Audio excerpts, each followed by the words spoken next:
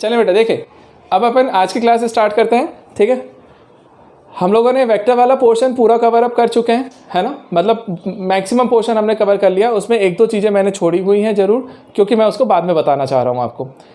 जैसे मेरा टॉर्क वाला कॉन्सेप्ट, पोटेंशियल वेलोसिटी वाला, एंगुलर वेलोसिटी का कॉन्सेप्ट, उस पर बेस्ड क्वेश्चंस होते हैं, बट वो चीज़ें हम आगे सर्कुलर मोशन में कवर करेंगे, रोटेशनल मोशन में कवर करेंगे। इसीलिए मैं उस चीज़ को अभी नहीं इंट्रोड्यूस कर रहा हूँ, उसको वहाँ पर इंट्रोड्यूस करूँगा। अब सुनिए ध्यान से, यहाँ पे जो हमारा टॉपिक चल रहा है ना, अपने डॉट प्रोडक्ट, क्रॉस प्रोडक्ट और रिजल्टेंट ऑफ टू वेक्टर्स, इन तीनों पर बेस्ड मैं आपको प्रॉब्लम्स करवाने जा रहा हूँ, और वही हमारे सिलेबस में होते हैं, वही आते हैं। आप कोई सी भी बुक उठाओगे आपको इनसे रिलेटेड क्वेश्चंस मिलेंगे। कुछ क्वेश्चंस मैं करवा रहा हूँ, ध्यान से देखना, और उसके बेसिस पे आप शीट में से क्वेश्चंस करना स्टार्ट करो। इवन आपके पास जो भी रेफरेंस बुक है ना बेटा, उसमें से भी करना स्टार्ट करो, और जो डाउट निकलते हैं आप मुझसे पूछो, है ना, सिर्फ करो मत, आप पूछो भी डाउट्स। ठीक, चलिए आइए। पहला, मैंने ये क्वेश्चन नंबर DPP नंबर 3 का प्रॉब्लम नंबर 4 है। ठीक है, आपके पास DPP 3 दी हुई है, उसमें 4th वाला प्रॉब्लम देखिएगा। क्या पूछा है मैंने, the angle between two vectors given by 6i cap plus 6j cap minus 3k cap and 7i cap plus 4j cap plus 4k cap is। अब आपसे पूछा उसने, ध्यान देना, अब उसने आपसे ये पूछा कि इन दोनों वेक्टर्स के बीच में कितना एंगल होगा, मतलब आपको दोनों वेक्टर्स का एंगल बताना है। अब जरा सुनो बेटा, मैं सिंपल सा तरीका यूज़ करता हूँ, बट मैं ये करवा इसलिए रहा हूँ क्योंकि ऑप्शंस यहाँ पे ना आपको डरा देते हैं स्टार्टिंग में। अब वो आपको समझ में आएगा कैसे। देखो, इस वाले प्रॉब्लम को देखा जाए तो मैंने इसको सॉल्व करना स्टार्ट किया बेटा। मैं अभी आपको टाइम नहीं दे रहा, मैं खुद ही सॉल्व कर रहा हूँ, फिर उसके बाद आपको टाइम दूंगा, आप करिएगा। और बेटा जो लोग रिकॉर्डेड में देख रहे हो, है ना, जो लोग रिकॉर्डेड में देखते हैं, वो स्पेशली ऐसे प्रॉब्लम जब भी देता हूँ ना, तो मैं आप उसको पॉज कीजिए, आपके पास ऑप्शन है, पॉज करो, खुद से अटैम्प्ट लगाओ, उसके बाद देखो यदि गलत होता है तो, अदरवाइज बढ़िया है, निकल जाए। अब देखें क्या बोला मैंने, देखें the angle between two vectors, आपको दोनों वेक्टर्स दिए हैं, दोनों वेक्टर्स लिख लीजिए भाई। मैंने ए वेक्टर लिखा, वो है मेरे पास 6i cap plus 6j cap minus 3k cap. दूसरा वेक्टर है बी वेक्टर, वो मेरे पास आया sir 7i cap plus 4j cap plus 4k cap. अब जैसे ही दोनों वेक्टर आए, मैंने तुमसे बोला था डॉट प्रोडक्ट सबसे बेस्ट तरीका होता है एंगल निकालने का दो वेक्टर्स के बीच में। तो आप सिंपल डॉट प्रोडक्ट पे जाओ, आंसर आ जाएगा। कैसे, देखो ए और बी हैं, इनका डॉट प्रोडक्ट डिफाइन किया, a dot b equals to magnitude of a magnitude of b into cos theta. याद आया, यहाँ से कॉस थीटा की वैल्यू निकालूँ तो यहाँ से कॉस थीटा निकल के आएगा a dot b upon magnitude of a into magnitude of b. तो हमने वही लिखा, a dot b upon magnitude of a into magnitude of b. अब जरा सॉल्व करो, देखो आंसर नहीं मैच करेगा। ए डॉट बी, अपन ने दोनों वेक्टर्स को एज इट इज लिख दिया भाई, है ना, डॉट प्रोडक्ट किया दूसरे वाले के साथ, मतलब 7i cap plus 4j cap plus 4k cap, और इसका अपॉन में क्या लिखा जाए, magnitude of a magnitude of b. यार ए का मैग्नीट्यूड बताओ, 6 का स्क्वायर, अब ये सबको आता है, प्लस 6 का स्क्वायर प्लस माइनस 3 का स्क्वायर, और बी वाले वेक्टर का मैग्नीट्यूड निकालोगे तो आपको निकलेगा 7 square plus 4 square plus 4 square. अब जरा सॉल्व करो, देखना आंसर गड़बड़ करेगा। यार आई कैप से मल्टीप्लाई होगा तो 7 इंटू 4, 7 इंटू 6 42, 7 इंटू 4 6 इंटू 4 24, और ये माइनस साइन, और 3 इंटू 4 12, डिवाइड में आ रहा होगा अंडर रूट, बोलिए कितना आ रहा है, 36 72 प्लस 9 72 प्लस 9 81, और 81 तो रूट 81 मतलब 9 आ जाएगा। चलो अपॉन में ये इसका 49 और 16 55 65 और 16 65 तो 71, ये भी 81 आ गया ऐसा। ठीक, अब इस सब को आप मॉड में तो सॉल्व करते ही हो, तो देखो ध्यान से क्या आया, 24 माइनस 12 मतलब 12 प्लस 40 तो 44 54 हो गया होगा, और बेटा ये 9 देगा और ये भी 9 देगा। चलो यहाँ तक आ गया, अब आंसर समझना। हाँ सुनो ना, अब आंसर निकाला अपन ने, तो यहाँ से हमने कॉस थीटा की वैल्यू निकाली, तो कॉस थीटा निकल के आ रहा है बेटा, ये 9 से ये 6 टाइम्स गया होगा, और 3 से ये 2 टाइम्स जाएगा, और ये 3 टाइम्स जाएगा, मतलब 2/3। तो कॉस थीटा की वैल्यू आ रही है 2/3। अब कॉस थीटा 2/3 आपके पास आंसर आया, ध्यान से देखना। हाँ, अब जरा समझना, मेन चीज़ वही था, बिल्कुल सही बेटा। हमने cos थीटा की वैल्यू निकाली 2/3। अब हमारे दिमाग में आंसर कहाँ निकलता है, हमारा आंसर आएगा cos inverse 2/3, theta equal to cos inverse 2/3। हम ये लिखना चाहेंगे। ऑप्शन देखने जाते ना तो cos इनवर्स 2/3 मेरे पास नहीं है, मतलब यहाँ पे cos इनवर्स 1/3 है, cos इनवर्स 5/3 है, तो ये तो मेरा आंसर ही नहीं है। तो बच्चे क्या करते हैं, गलत कर जाते हैं। वो क्या बोलते हैं, उनको लगता है कि प्रॉब्लम ही गलत हो गया सर, नहीं है। आप अगले ऑप्शंस तो देखो, साइन में है ना दोनों ऑप्शंस। यदि तुम्हारे पास cos थीटा है तो क्या तुम sin थीटा निकाल सकते हो बाकायदा। कैसे, ट्रिग्नोमेट्री लगा के। क्या करें बेटा, sin थीटा है तो देखो मैं सिंपल सा एक ट्राइंगल बना देता हूँ, याद करिएगा ये एंगल थीटा है cos थीटा की वैल्यू पता है 2 और 3, तो बेस कितना, बेस अपॉन हाइपोटेनस, तो बेस 2 हाइपोटेनस 3, तो बेस को 2 लिखा, हाइपोटेनस 3 लिखा, तो ये कितना हो जाएगा बेटा 9, अरे पीजीटी लगाएंगे तो 9 - 4 5, तो ये हो जाएगा √5। तो यहाँ से आप sin थीटा की वैल्यू निकालो जरा, क्योंकि आपके अगले दोनों ऑप्शंस साइन में हैं। तो मैंने sin थीटा निकाला, तो sin थीटा कितना आ रहा होगा बेटा √5/3। तो यहाँ से थीटा की वैल्यू आएगी sin इनवर्स √5/3। और बस यही वाला एक इतना सा ट्विस्ट था इसमें कि आपका आंसर cos में निकालने के बाद cos में नहीं आ रहा है, साइन में आ रहा है। तो साइन में आ रहा है, साइन में निकालेंगे। अच्छा मान ले कभी साइन में नहीं है, उसने tan इनवर्स में दिया है, तो मैं tan निकाल लूँगा। cot इनवर्स बोलेगा, cot निकाल लूँगा। मतलब बस अपना दिमाग खुला रखो, आपका दिमाग खुला हुआ है, आप आंसर तक लेकर जाओगे। मुझे बताओ क्या क्लियर है फंडा, कुछ डाउट है किसी, सबको क्लियर है ये? ठीक है बेटा, अब देखिए, अब एक दूसरा प्रॉब्लम मैंने दिया यहाँ से, क्वेश्चन नंबर 7 है। बहुत ईजी है, बहुत ईजी है। मैं कुछ और सोच करके मैंने तुम्हें उठा करके दे दिया। ये सुनो क्या बोला इसने, इस प्रॉब्लम में क्या पूछा है ये बताना, तुम खुद ही बताना मुझे आंसर। उसने बस ये पूछा है कि ये 4 स्टेटमेंट्स आपको दिए हैं उसने, भाई ने। अब इन 4 स्टेटमेंट्स में से कौन सा स्टेटमेंट रॉन्ग है, कौन सा स्टेटमेंट रॉन्ग है। रॉन्ग बोला है उसने, करेक्ट वाला नहीं बोला। तो कौन सा वाला रॉन्ग है भाई, देखो a.b को मैं b.a लिख सकता हूँ। मैंने पढ़ा था कि स्केलर प्रोडक्ट होता है, कोई फर्क नहीं पड़ता, a b को b a लिखा जा सकता है, a.b = b.a, मतलब ये तो करेक्ट है। a + b को भी b + a कर सकता हूँ इजीली, कोई दिक्कत नहीं है, ऐड हो जाता है। बट a क्रॉस b क्या b क्रॉस a होता है, नहीं, हमने पढ़ा था a क्रॉस b और b क्रॉस a दोनों अपोजिट वेक्टर्स होते हैं। और इसी कारण से ये वाला जो है ये मेरा करेक्ट आंसर होगा कि ये रॉन्ग स्टेटमेंट है। और देखो a cross b = -b cross a, ये करेक्ट था। तो मैंने बोला ये 3 स्टेटमेंट, फर्स्ट, सेकेंड और फोर्थ जो है वो करेक्ट है। तो थर्ड वाला जो है ना बेटा वो मेरे लिए रॉन्ग स्टेटमेंट की कैटेगरी में आ गया। तो मैंने बोला a cross b = b cross a गलत है। ठीक है, सबको क्लियर है, बहुत ईजी से था यार। ध्यान देना बेटा इस वाले प्रॉब्लम में, बहुत ईजी है। 11th वाला प्रॉब्लम है DPP3 का। क्या पूछा उसने, if 3 vectors satisfying the relation a.b = 0, मतलब 3 वेक्टर्स हैं और वो एक रिलेशन को सेटिस्फाई कर रहे हैं बेटा कि a.b = 0, a.c = 0। अब इसका मीनिंग समझ लेना मेनली, है ना। Then a can be parallel to, मतलब a वाला किसके पैरेलल होगा। तो जरा निकालते ना कंडीशन। देखो पहली कंडीशन क्या बोली, इसका मीनिंग समझना, a.b, बेटा a.b की वैल्यू यदि 0 होती है तो आपको पता है ना, 2 वेक्टर का डॉट प्रोडक्ट सिर्फ तब 0 होता है जब वो दोनों वेक्टर परपेंडिकुलर वेक्टर्स होते हैं। तो दोनों को परपेंडिकुलर करो। तो मैंने बोला यार a वेक्टर जो है वो परपेंडिकुलर हो गया किसके, b के। तो चल भाई एक रिजल्ट ये निकल के आया सर a वाला b के परपेंडिकुलर है। ठीक है, दूसरा देखो a.c = भी 0 दिया हुआ है। अब a.c यदि 0 दिया हुआ है इसका मतलब क्या है कि a वाला c के परपेंडिकुलर है। तो मैंने बोला यार a वाला जो वेक्टर है वो c के भी परपेंडिकुलर है। चलो भाई दूसरा रिजल्ट भी निकल के आया। और अब इन दोनों रिजल्ट को कंबाइन करो तो आपको लगेगा सर a b के भी परपेंडिकुलर है, a c के भी परपेंडिकुलर है। मतलब क्या हो गया, तुम्हें लगेगा कि सर a वेक्टर जो है ना वो परपेंडिकुलर होगा, a वाला परपेंडिकुलर है किसके, b के भी और c के भी।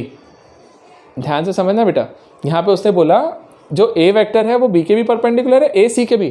तो a जो है वो b एंड c दोनों के परपेंडिकुलर वेक्टर होगा। और याद करो, यदि तुम्हें याद हो हमारा क्रॉस प्रोडक्ट, तो क्रॉस प्रोडक्ट का फंडा क्या होता था, याद करना। तो बताओ क्रॉस प्रोडक्ट में हम लोग ये बोलते थे, ध्यान से सुनना बेटा, क्रॉस प्रोडक्ट में हमारा फंडा ये होता था, हम लोग बोलते थे कभी भी a क्रॉस b आपको क्या बताता है बेटा कि a और b दोनों के परपेंडिकुलर वेक्टर बताता है डायरेक्शन में। याद है हम बोलते थे सर देखो यहाँ से ये a वेक्टर निकला, इधर से होगा कोई b वेक्टर, तो हमारा जो वेक्टर आएगा ना a क्रॉस b से वो कौन होगा, a और b दोनों के परपेंडिकुलर। याद है ना, अरे डेफिनेशन में ही समझाया मैंने कि ए और बी के परपेंडिकुलर कौन देता है, ए क्रॉस बी। तो मैंने बोला ये और ये। चलो अब जैसे मैंने बोला ये क्रॉस प्रोडक्ट से हमेशा वेक्टर कौन सा मिलता है, परपेंडिकुलर वाला। तो जरा सोचना अब एक चीज़, उसने बोला था बी और सी दोनों के परपेंडिकुलर ए है, बी और सी। तो मान ले बेटा बी यहाँ पर है, सी यहाँ पर है ना, इन दोनों के परपेंडिकुलर वेक्टर है ए। तो बी और सी के परपेंडिकुलर वेक्टर कौन देता है तुमको, क्रॉस प्रोडक्ट।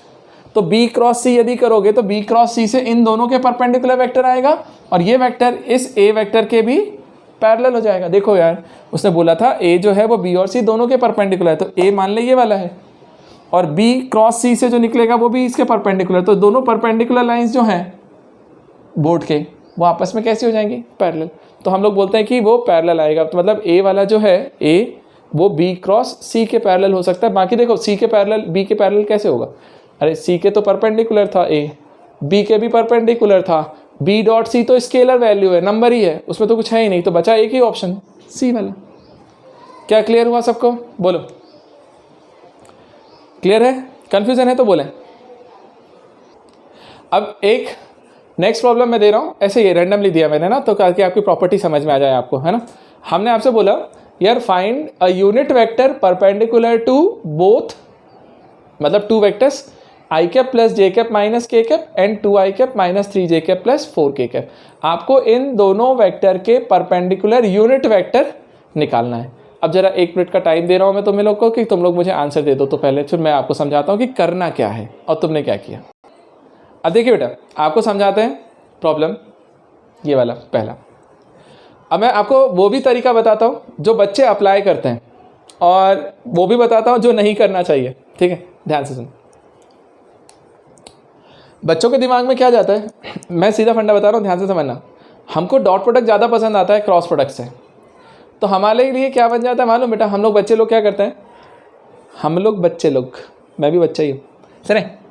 तो find unit vector perpendicular to two vectors this and this.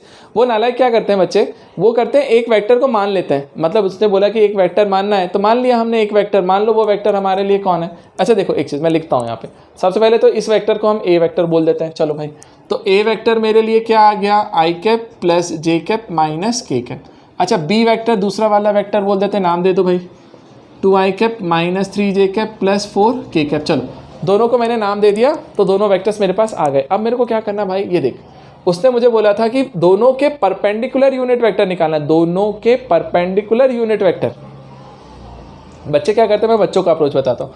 वो क्या करेंगे, कोई एक वेक्टर मान लेंगे, है ना। मान लो वो वेक्टर उसने माना r। मैं सिंपल अभी अप्रोच बता रहा हूँ कि वो करते क्या है और उसमें क्या गड़बड़ होगी और हम जो करेंगे वो तरीका कितना अच्छा है। देखो वो r वेक्टर एक मान लेते हैं और उसको क्या मान लेते हैं, मान लो वो एक्स आई कैप प्लस वाई जे कैप प्लस जेड के कैप होगा। सपोज किया हमने, मान लीजिए, तो मैंने मान लिया कि एक्स आई कैप प्लस वाई जे कैप प्लस जेड के कैप वो वेक्टर है r वेक्टर, ठीक है। चलो मान लिया उन्होंने। अब मानने के बाद क्या करते हैं, वही सोचते हैं कि यार किसी तरीके से सर एक्स वाई और जेड की वैल्यूज़ निकाल लो तो हमारा काम हो जाएगा। अब उसने क्या बोला था, ये देखो ध्यान से, उसने बोला था जो वेक्टर है वो इन दोनों के परपेंडिकुलर है। तो वो पहली कंडीशन ये लगाते हैं कि आर वेक्टर जो है वो परपेंडिकुलर है ए के।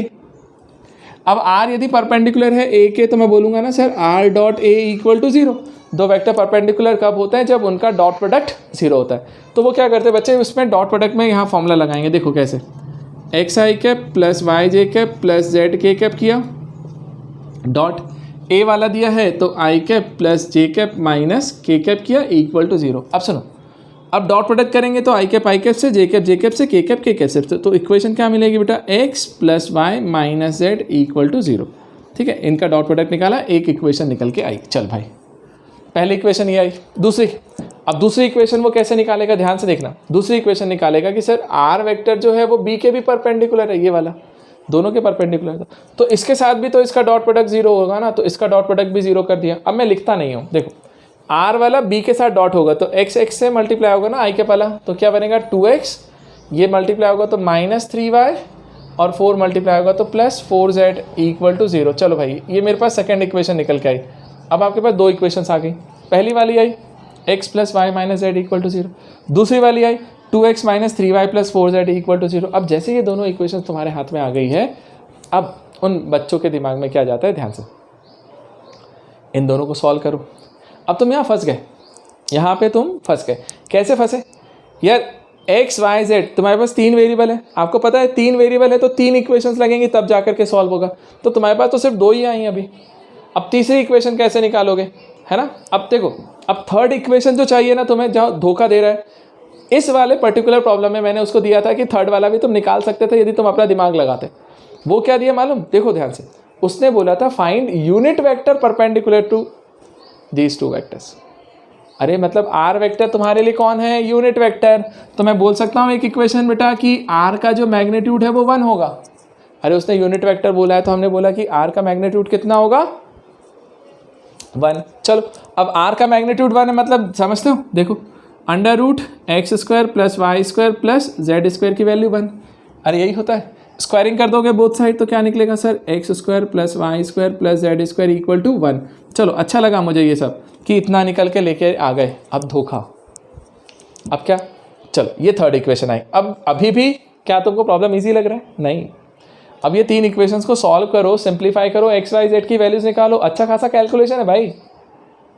अब इतना सारा तुम कैलकुलेशन करोगे फिर एक्स वाई जेड निकालोगे, है ना, ध्यान से समझना, फिर एक्स वाई जेड निकालोगे और फिर जा करके यहाँ पे रखोगे, तब तुम्हारा आंसर आएगा कि एक्चुअल में वो वेक्टर कौन सा है। क्या प्रोसीजर तुम्हें थोड़ी लेंदी नहीं लगी ना, कि यार प्रोसीजर जो है वो प्रोसीजर मेरा थोड़ा सा लेंदी चला गया है, क्योंकि इतना लंबा क्यों खींच लिया मैंने उसे, कैलकुलेशन बहुत लेंदी चला गया है। और सुनो सबसे बड़ी बात, मैंने तुमसे अभी यूनिट वेक्टर पूछा था, इसलिए तुमको ये थर्ड वाली कंडीशन भी बन गई कि उसका मैग्नीट्यूड 1 कर दिया। बेटा यदि मान ले मैं यूनिट वेक्टर नहीं पूछता, मैं बोलता सिंपल वेक्टर बताओ जो परपेंडिकुलर होगा इसके, तब क्या करोगे, तब तो ये कंडीशन भी नहीं लगा सकते आप, तब तो धोखा। अरे 2 इक्वेशन 3 वेरिएबल, बड़ी नाइंसाफी। कैसे, अरे यदि मान ले ये वाली कंडीशन नहीं लगाते तो ये 1 और ये 2, अब 2 इक्वेशंस हैं और 3 वेरिएबल हैं, 3 वेरिएबल तो नाइंसाफी हो गई ना भाई।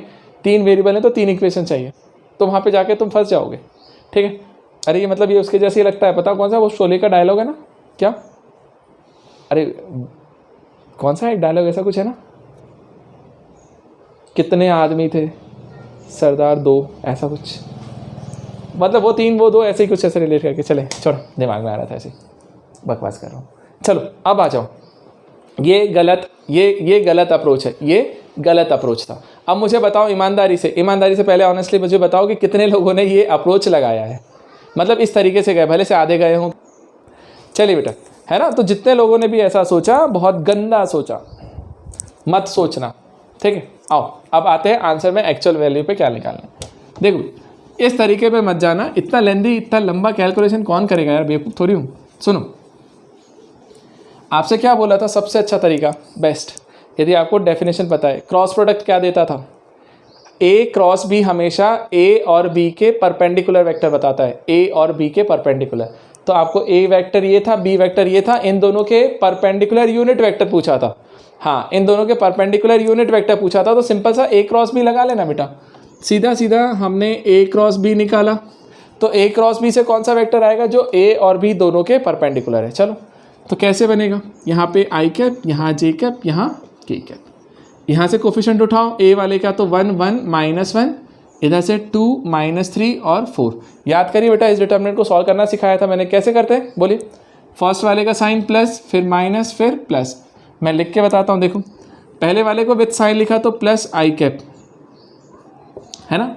अब आई कैप के साथ जिस रो जिस कॉलम का होता था उसको हाइड करते थे, फर्स्ट रो फर्स्ट कॉलम का है उसे हाइड किया, तो मुझे क्या मिलेगा यहाँ से बोलो, 1 -1 और नीचे से -3 और 4, ठीक, ये आ गया।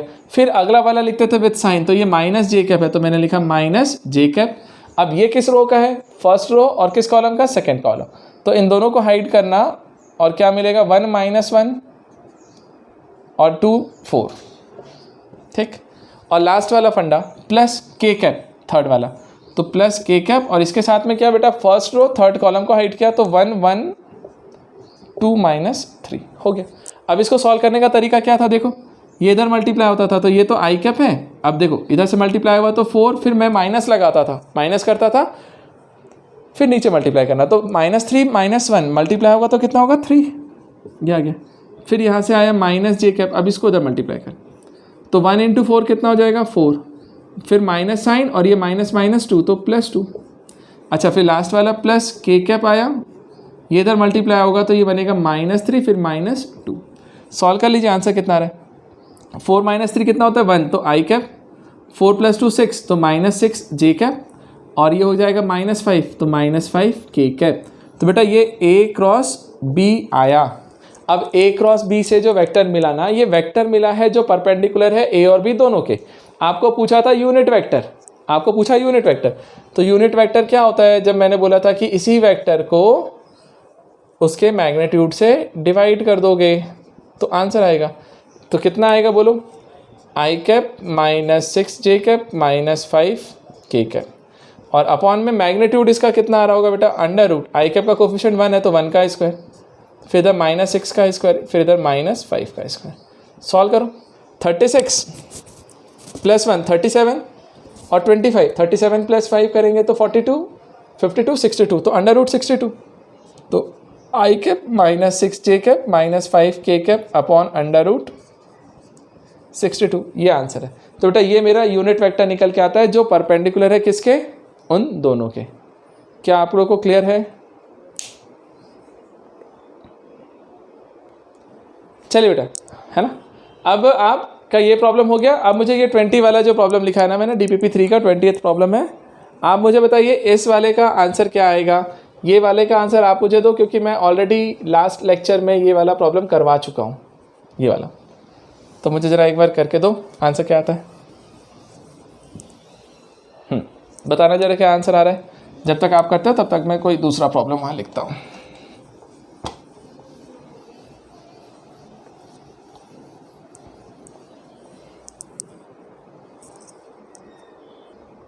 चलिए बेटा देखिए, अब ये वाला जो प्रॉब्लम है ना 20th वाला, ये मैं प्रॉब्लम नहीं कर रहा, ये आपका आंसर लाना है, आपको लेके आना है। आपको मैंने लास्ट लेक्चर में ऐसा एक सेम प्रॉब्लम करवाया था। A = B + C दिया हुआ है, दोनों के मैग्नीट्यूड्स दिए हुए हैं, और वो आपसे पूछता है कि यार A और B के बीच में एंगल निकाल। तो मैंने बोला था ना, A और B का एंगल निकालना है तो सबसे पहले A और B को एक साइड लेकर के आ जाओ, ठीक। तो A और B वालों को हम एक तरफ लेकर के आए, तो क्या करेंगे, A - B इधर किया था, देखिए थोड़ा सा देख लीजिए, A - B = हमने लिखा था C वेक्टर, ठीक है। तो जैसे A और B के बीच का एंगल है तो उसको एक तरफ लेना और फिर उधर कर देना, ठीक। फिर हमने बोला दोनों का मैग्नीट्यूड, तो दोनों वेक्टर इक्वल है तो दोनों का मैग्नीट्यूड भी सेम होगा। जैसे ही मैग्नीट्यूड आता है तो हम लोग क्या करते थे, स्क्वायर करके लिखते थे। अब स्क्वायरिंग कर दीजिए बोथ साइड, तो क्या बनेगा, magnitude of A - B square = magnitude of C square. बेटा A - B का मैग्नीट्यूड का स्क्वायर, मैग्नीट्यूड के स्क्वायर को कैसे लिखते हो, डॉट प्रोडक्ट से। तो हम लोग लिखते हैं ना, किसी भी वेक्टर के मैग्नीट्यूड का जो स्क्वायर होता है वो उसका उसी के साथ डॉट प्रोडक्ट होता है। तो बस A - B dot A - B करने का, और = मैग्नीट्यूड ऑफ C। C का मैग्नीट्यूड कितना दिया है 3, तो 3 का स्क्वायर। सॉल्व कर लो यार। ये A.A इधर से जाएगा, सिंपल डॉट प्रोडक्ट, -A.B इधर जाएगा तो -B.A। बेटा ये मैं करवा चुका हूँ इसलिए बहुत फास्ट कर रहा हूँ। और ये B.B = ये 9 हो गया। बेटा A.A मतलब होता है मैग्नीट्यूड ऑफ A का स्क्वायर। ये दोनों को मैं सेम लिख सकता हूँ 2 टाइम्स ऑफ A.B, है ना, क्योंकि B.A और A.B सेम है। अब B.B का वैल्यू हो जाएगा मैग्नीट्यूड ऑफ B का स्क्वायर = 9। अब बेटा A का मैग्नीट्यूड का स्क्वायर कितना दिया है, A का 5, तो 5 का स्क्वायर माइनस अरे यार 2A.B प्लस, इसको क्या लिख दे बेटा, B का 4 है तो 4 का स्क्वायर कर दीजिए, 16 हो जाएगा = 9। तो बेटा ये हो जाएगा 16, इसको उधर ले जाना, तो 2 टाइम्स A.B = कितना आया यार, 25 + 16 - 9 ऐसा। तो कितना हो रहा होगा ये, 16 - 9 करेंगे तो 7 आएगा, तो ये 32 हो गया। और इसको देखो 2, इसको लिखना magnitude of A magnitude of B × cos theta. तो बेटा ये 2 मैग्नीट्यूड ऑफ A कितना है 5, B है 4 × cos थीटा = 32। 4 और 2 से 8 से ये चला गया 4 टाइम्स, cos थीटा की वैल्यू आई 4/5। तो थीटा कितना हो जाएगा, cos इनवर्स 4/5। तो थीटा की वैल्यू निकल के आई बेटा cos इनवर्स 4/5। अब ये सबको समझ में आ गया, इसलिए ज़्यादा अच्छे से करा नहीं मैंने, ठीक है। क्या सबको क्लियर है? किसी को भी डाउट है क्या, पर्टिकुलर किसी को डाउट है तो पूछे, और डाउट नहीं है तो ये नेक्स्ट वाला प्रॉब्लम तुम्हारा वेट कर रहा है 24th, मैंने ऊपर लिखा है। तो आप 24th का आंसर दीजिए मुझे, यदि किसी को डाउट है तो मुझे क्लियर करो, करवाता हूँ। देखो अब देखिए बेटा, है ना, ये आपका ये वाला प्रॉब्लम होने के बाद आपको मैंने ये 24th दिया था, और बहुत ईजी आंसर है, बहुत ईजी आंसर है उसका, बहुत सिंपल है। आप कर लीजिए एक बार, देख लीजिए, आपको समझ में आ जाएगा। देखो क्या बोला था उसने यार, उसने बोला है 2 vectors a and b are such that, है ना, हाँ, दोनों इस तरीके से हैं कि उनका जो मैग्नीट्यूड दिया हुआ है, magnitude of a plus b equal to magnitude of a minus b, है ना, then the angle between a and b is, तो दोनों के बीच का एंगल बताना है। तो देखो ध्यान से, आपको दिया है magnitude of a plus b equal to magnitude of a minus b. अब तो इतनी देर में, जितनी देर से हम लोग पढ़ते आ रहे हैं ना, समझाता आ रहा हूँ, आपको इतना समझ में आना चाहिए कि मैग्नीट्यूड दिया है तो मैग्नीट्यूड का स्क्वायर करेंगे। तो हम मैग्नीट्यूड का स्क्वायर कर देते हैं बोथ साइड, इधर भी और इधर भी। चलो अब जैसे तुमने मैग्नीट्यूड का स्क्वायर किया, अब फंडा क्या लगेगा, वही वाला प्रॉपर्टी बेटा, क्या, a dot a equal to magnitude of a का स्क्वायर। तो किसी भी वेक्टर के मैग्नीट्यूड का जो स्क्वायर होता है वो उस वेक्टर का उसी के साथ डॉट प्रोडक्ट होता है, ठीक है। तो उस वेक्टर का उसी के साथ डॉट प्रोडक्ट होता है। तो मैंने वही किया, देखो इसका स्क्वायरिंग कर दिया, और इसका वेक्टर a प्लस बी था, इसको डॉट किया मैंने a प्लस बी के साथ सेम, और इसको लिखेंगे तो लिखेंगे a माइनस बी, और इसका dot product a minus b के साथ। अब सोचो, ये a से डॉट होगा तो a डॉट a प्लस, इधर जाएगा तो बेटा ये बनेगा a डॉट b, b वाला जाएगा तो बनेगा b डॉट a, और ये वाला जाएगा तो b डॉट b, बन गया।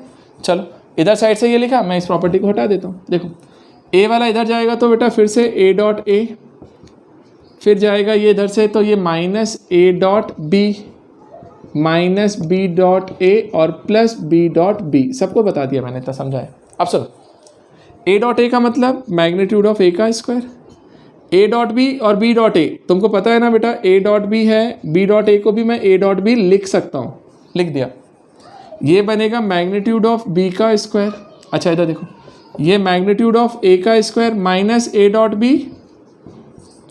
इसको भी a डॉट b लिख दो, कोई दिक्कत नहीं है, और ये मैग्नीट्यूड ऑफ b का स्क्वायर। अब देखो ध्यान से, दोनों तरफ सेम चीज़ है, कैंसिल हो जाएगी, या माइनस कर दो, ये दोनों भी गए। अब सोचो, ये a डॉट b, तो 2a डॉट b,